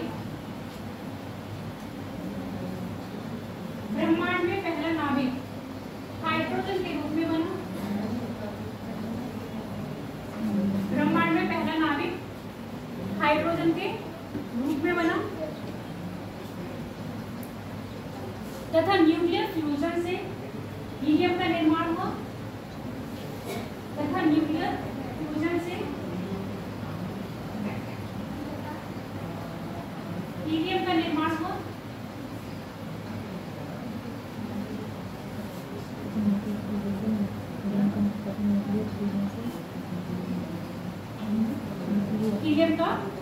निर्माण हुआ। लाइन चेंज करके रखो। हाइड्रोजन और हीलियम, हाइड्रोजन और हीलियम की क्रिया से, हाइड्रोजन और हीलियम की क्रिया से गैसीय बादल बने, विशाल गैसीय बादल बने, ऐसे लिखो, विशाल गैसीय बादल बने जो गैसीय नेबुला कहलाए।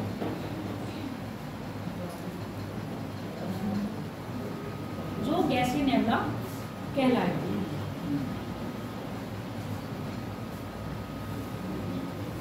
आप पहला चीज करके लिखो।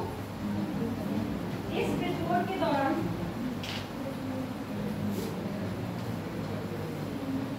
इस विस्फोट के दौरान उच्च घनत्व वाले डार्क मैटर, उच्च घनत्व वाले dark matter, dark matter, dark matter के कोलिजन से, यानी कि टकराने से,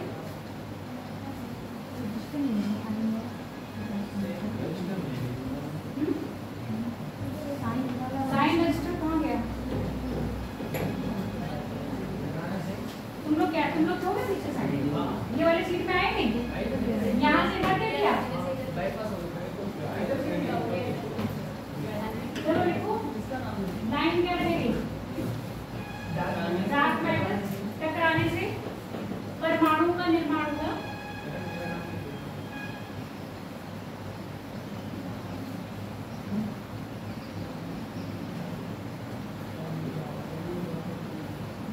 और इन परमाणु के आपस में टकराने से, और इन परमाणुओं के आपस में टकराने से इनके आकार में वृद्धि हुई, इनके आकार में वृद्धि हुई जो हमारे आकाश गंगा कहलाएंगे, यानी कि आकार में वृद्धि हुई। आकार में वृद्धि होने से हमारे आकाश गंगाओं का निर्माण हुआ, हमारे आकाश गंगाओं का निर्माण हुआ। अब लिखो, इन आकाश गंगाओं में पुनः अनेकों बार विस्फोट से, इन आकाश गंगाओं में पुनः अनेकों बार विस्फोट से क्या हुआ? थक गए? अनेकों बार विस्फोट से तारों का निर्माण हुआ।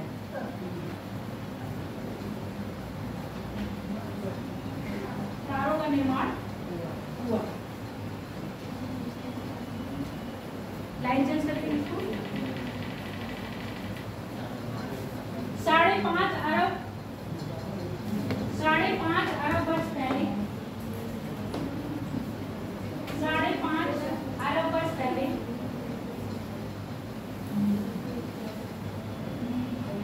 हमारे सौरमंडल,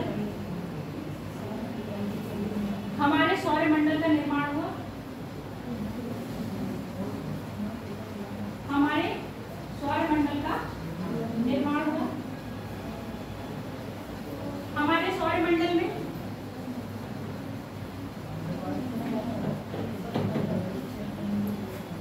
हमारा जो सौरमंडल है वो किसकी गुरुत्वाकर्षण के कारण आपस में रोटेट कर रहे हैं? सूर्य का, है ना? और सूर्य क्या है? तारा है। अब तारा आप दूरी पर पढ़ोगे तब पढ़ोगे तारे का सीमा क्या होती है, लगभग तारे की आयु कितनी होती है? आइडिया है किसी को? अपने दोस्त से वो बताए तारे की आयु कितनी होती है? तेज? पता नहीं क्यों?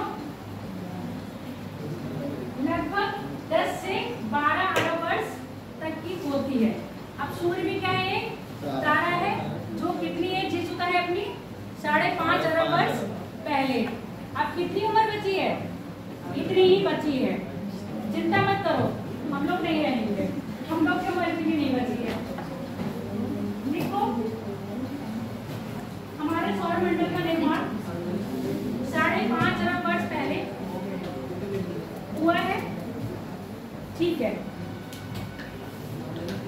इसमें लिखो सूर्य के, अब यहाँ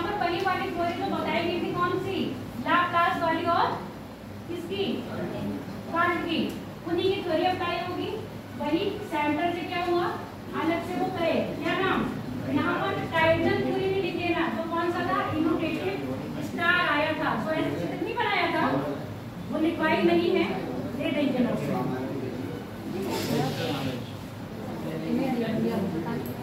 क्या हो गया, रजिस्टर हो गए सबके साइन, तो तुमने पीछे क्यों नहीं दिया, चलो अगला लिखो, लाइन चेंज कर दो। देखो मेरी बात सुनो, आपका टॉपिक आज सौरमंडल का नहीं है, तो इसलिए सौरमंडल के बारे में कुछ नहीं लिख पाएंगे। अब यहाँ लिखो पृथ्वी की उत्पत्ति और विकास, 2-3 मिनट रह गए, लिख लो बस, पृथ्वी की उत्पत्ति और विकास।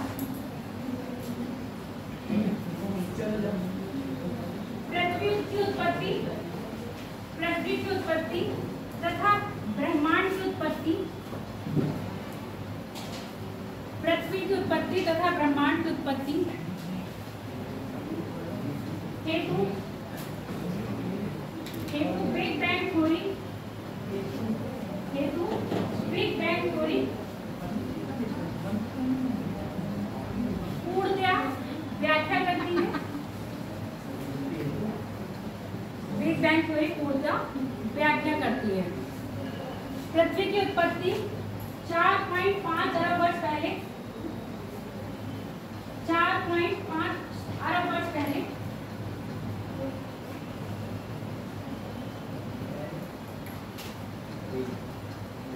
विभिन्न आकार के पिंडों के आपस में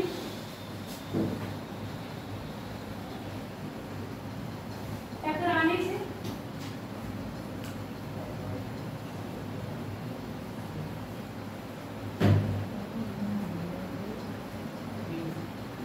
से हुई है।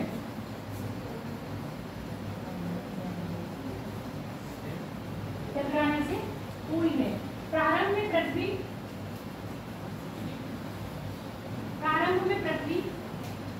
प्रारंभ मतलब ये समझ लेना, इनिशियल एज में जो अर्थ थी वो कैसे थी, आग के गोले के समान थी,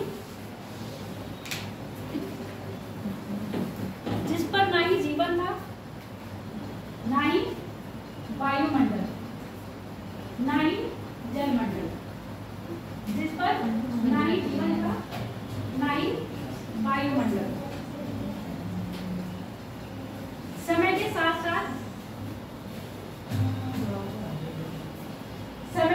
साथ बुढ़ापा ही आता है, पृथ्वी पे भी आया। समय के साथ साथ पृथ्वी ठंडी हुई, हाँ पृथ्वी ठंडी हुई तथा प्रारंभिक हाइड्रोजन और हीलियम तथा प्रारंभिक गैस जो हाइड्रोजन हीलियम थे, हाइड्रोजन और हीलियम, और पृथ्वी के ठंडे होने पर जलवाष्प। जलवाष्प क्या मतलब भाई, बाष्पीकरण।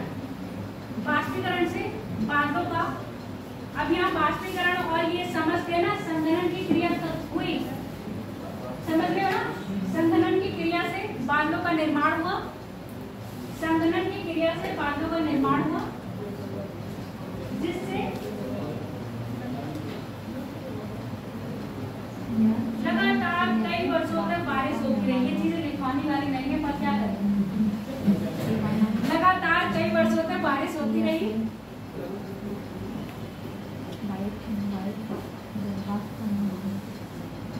लगभग 400 अरब वर्ष पहले धरती पर, पृथ्वी पर लिखना, 400 अरब वर्ष पहले, हाँ वर्ष पहले पृथ्वी पर लास्ट वर्ष महासागरों की उत्पत्ति हुई।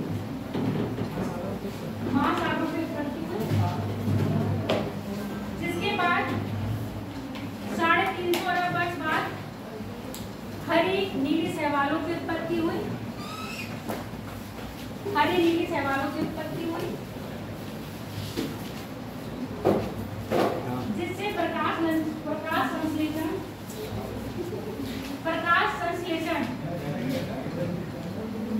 संश्लेषण की क्रिया प्रारंभ हुई तथा पृथ्वी पर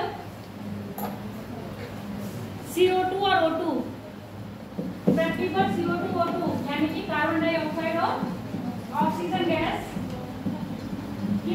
पूर्ण हुई?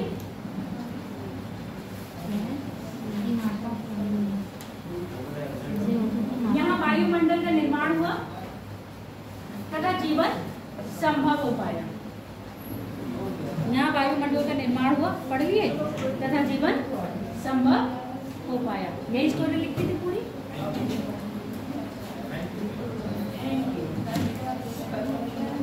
पर मेरे पास क्या नहीं लिखा था।